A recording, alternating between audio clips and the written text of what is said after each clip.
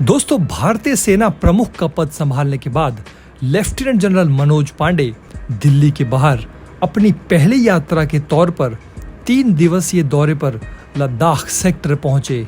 यहां पर वो चीन और पाकिस्तान के साथ सीमाओं पर समग्र सुरक्षा स्थिति की समीक्षा करेंगे।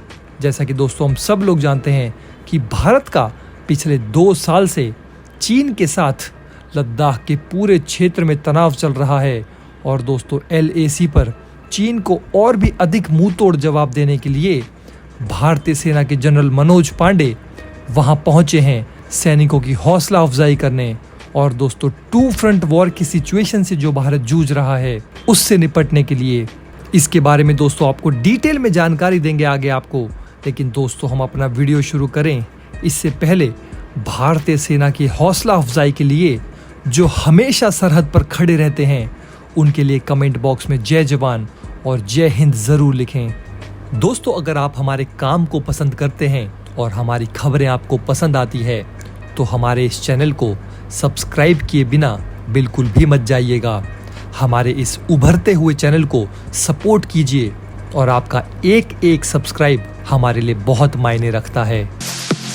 दोस्तों, जनरल मनोज पांडे सेना प्रमुख बनने के बाद पहली बार 3 दिवसीय दौरे पर लद्दाख पहुंचे।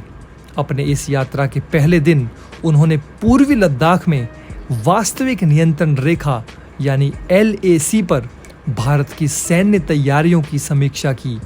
इसके अलावा जनरल पांडे ने लद्दाख सेक्टर में सेना द्वारा इस्तेमाल किए जाने वाले मानव रहित हवाई वाहनों के साथ साथ अन्य मेड इन इंडिया रक्षा उपकरणों का जायजा लिया।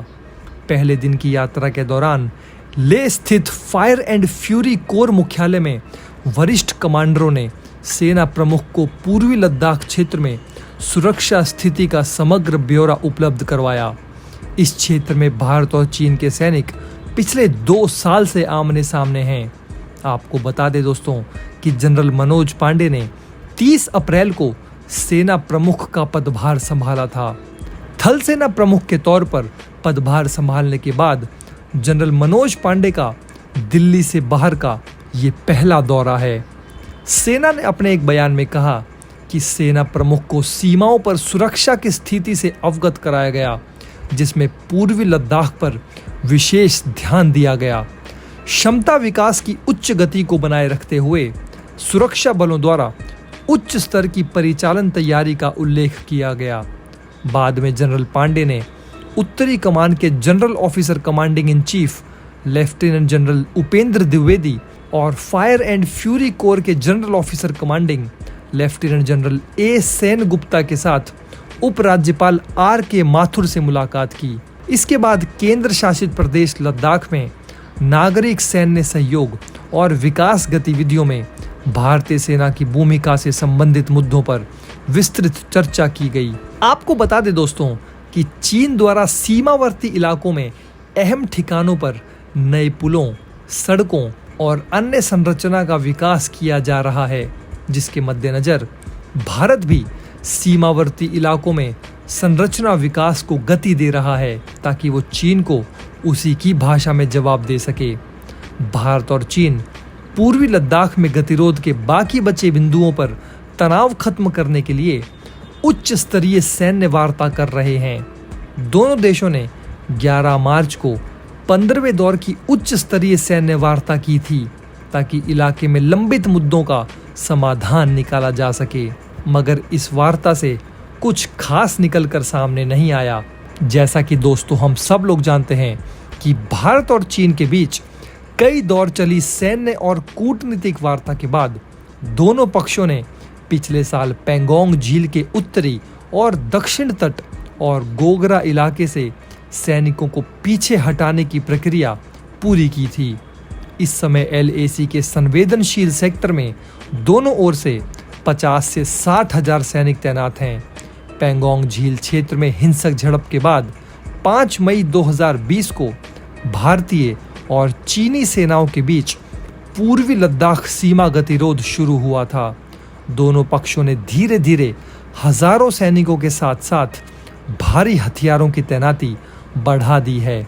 आपको बता दें दोस्तों कि जनरल मनोज पांडे जो इस समय लद्दाख के दौरे पर हैं, उनको राष्ट्रपति रामनाथ कोविंद ने मंगलवार को ही परम विशिष्ट सेवा मेडल यानी कि PVSM से सम्मानित किया था। जनरल मनोज पांडे ने जनरल MM नरवणे के सेवानिवृत्त होने के बाद इसी साल अप्रैल में 29वें थल सेनाध्यक्ष का पदभार ग्रहण किया था। जनरल पांडे, जो वाइस चीफ के रूप में कार्यरत थे, कोर ऑफ इंजीनियर्स से 1.3 मिलियन सशक्त बल की बागडोर संभालने वाले पहले अधिकारी बने। 1 फरवरी को vice chief of army staff के रूप में कार्यभार संभालने से पहले जनरल मनोज पांडे पूर्वी सेना कमान का नेतृत्व कर रहे थे, जो सिक्किम और अरुणाचल प्रदेश सेक्टरों में वास्तविक नियंत्रण रेखा LAC की रखवाली करती है। नेशनल डिफेंस एकेडमी के पूर्व छात्र जनरल मनोज पांडे को दिसंबर 1982 में कोर ऑफ इंजीनियर्स की एक रेजिमेंट बॉम्बे सैपर्स में शामिल किया गया था। उन्होंने यूनाइटेड किंगडम में स्टाफ कॉलेज कैम्बरली में भाग लिया है, जिसके बाद वो भारत लौट आए और पूर्वोत्तर में उन्हें एक माउंटेन ब्रिगेड और एक कोर का ब्रिगेड मेजर नियुक्त किया गया। लेफ्टिनेंट कर्नल के पद पर पदोन्नत होने के बाद उन्होंने इथियोपिया और इरिट्रिया में संयुक्त राष्ट्र मिशन में मुख्य अभियंता के तौर पर कार्य किया। उनकी शानदार सेवा के लिए उन्हें परम विशिष्ट सेवा मेडल, अति विशिष्ट सेवा मेडल, विशिष्ट सेवा मेडल, सेनाध्यक्ष प्रशस्ति और 2 बार JCONC कमेंडेशन से सम्मानित किया जा चुका है। उनके स्टाफ एक्सपोजर में उत्तर पूर्व में एक माउंटेन ब्रिगेड के ब्रिगेड मेजर, सैन्य सचिव की शाखा में सहायक सैन्य सचिव, उच्च ऊंचाई वाले क्षेत्र में एक माउंटेन डिवीजन के कर्नल क्यू और मुख्यालय पूर्वी कमान में ब्रिगेडियर जनरल स्टाफ शामिल हैं। उन्होंने सेना मुख्यालय में सैन्य संचालन निदेशालय में अतिरिक्त महानिदेशक, स्टाफ मुख्यालय दक्षिणी कमान के प्रमुख और सेना मुख्यालय में महानिदेशक अनुशासन समारोह और कल्याण की नियुक्तियों पर भी सेवाएं दी हैं। और दोस्तों, अब जब वो लद्दाख के दौरे पर चीन और पाकिस्तान की तरफ हुंकार भरते हुए पहुंचे हैं, तो दोस्तों इससे दुश्मन देशों की सेनाओं में कंपकपी चढ़ना तो बिल्कुल जायज़ है।